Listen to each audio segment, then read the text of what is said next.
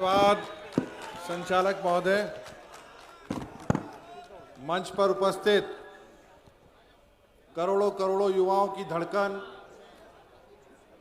अगड़ों की, पिछड़ों की, दलितों की, किसानों की, मजदूरों की, अल्पसंख्यकों की, सबकी आवाज आदरणीय जयंत चौधरी जी, दूर दूर से आए NCP, CPI, Samajwadi party, RJD और विभिन्न पार्टियों के हमारी सम्मानित नेतागण, मंच पर उपस्थित युवा राष्ट्रीय लोकदल के और सभी पार्टी के वरिष्ठ विधायकगण, सामने बैठे मेरे जोशीले युवा साथियों और बुजुर्गों, जिनके बलबूते ऐसी ठंड में चौई साहब जो पश्चिम उत्तर प्रदेश में फिलहाल पड़ रही है, मुझे नहीं लगता कि किसी भी और पार्टी का कार्यक्रम किसी भी रूप में फिलहाल चल रहा हो।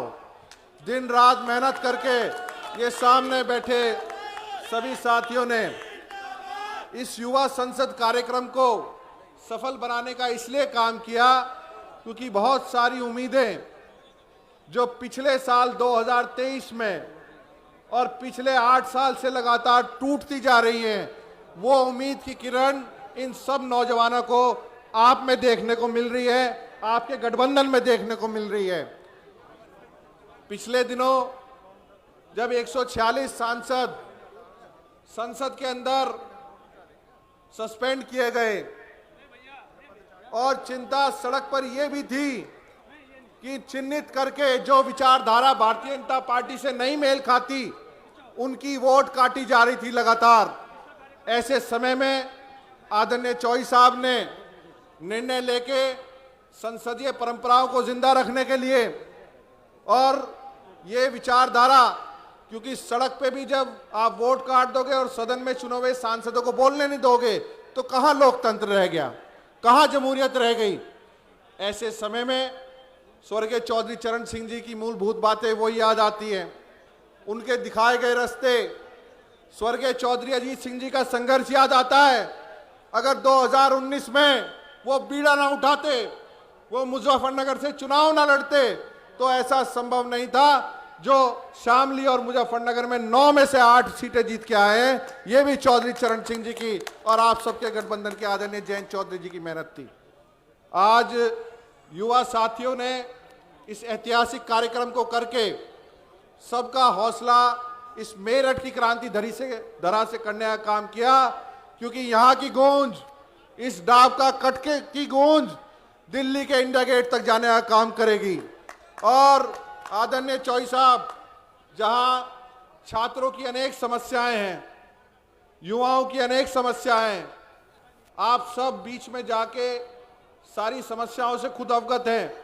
आप समय समय पे हमारी लाठी और मजबूती मिलने का काम करते हैं। आपने सदन के अंदर विधानसभा, विधान परिषद, लोकसभाओं में 25 साल से उम्र घटा के 21 वर्ष की जाए, इसको सुनिश्चित करने का काम किया। ये प्राइवेट मेंबर भी पहली बार इतिहास में देश की संसदीय आया होगा इस प्रक्रिया में।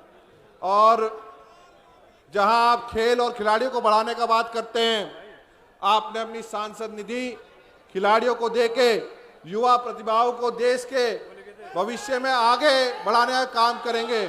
मुझे पूरी उम्मीद है कि इस तरह के आयोजन करके और इस तरह की बातें करके आप अच्छा मौका और सुनिश्चित करेंगे कि सड़क पे ही नहीं, युवा साथी हमारे आने वाले समय में संसदीय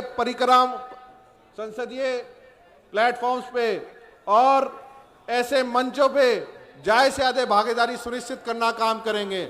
मैं ज्यादा नहीं बोलूंगा क्योंकि ठंड भी बहुत है। आप अपने प्रिय नेता आदरणीय जयंत चौधरी जी को सुनने आए हैं।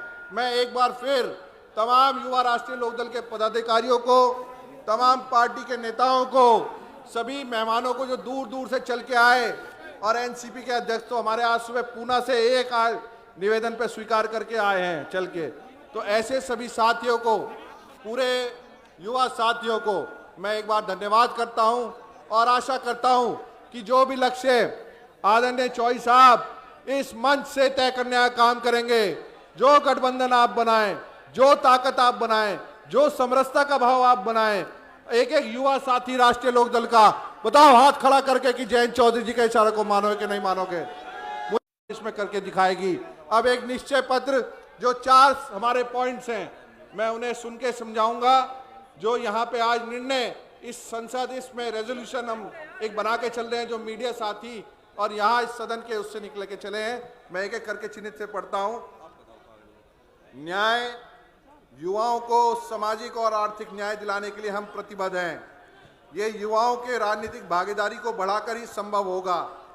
स्वतंत्रता, देश के किसी भी राज्य में बिना भेदभाव रोजगार व व्यवसाय करने की स्वतंत्रता, रोजगार, श्रम या व्यापार के लिए अंतर्राज्यीय गतिविधि पर नीतिगत अवरोध खड़ा करना असंवैधानिक है और हम युवा अधिकारियों की स्वतंत्रता हेतु प्रतिबद्ध है।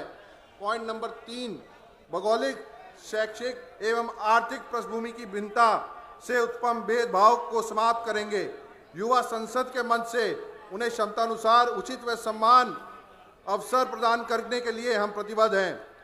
समरसता, पॉइंट नंबर 4, जाति, धर्म, भाषा, रंग अथवा लिंग के आधार पर छुआछूत, वैमनस्यता व शोषण को समाप्त कर आपसी सहभागिता और परस्पर सम्मान के द्वारा देश की एकता व अखंडता के मार्ग पर चलने के लिए हम प्रतिबद्ध हैं। इस कार्यक्रम को ऐतिहासिक स्थल मेरठ की मैं एक बार फिर शानदार जनता और सभी अपने क्षेत्र के लोगों को और सभी सम्मानित नेताओं का एक बार फिर दिल से आभार व्यक्त करता हूं कि ऐसा कार्यक्रम उन्होंने करके इतिहास रचने का काम किया। बहुत बहुत धन्यवाद। जय हिंद।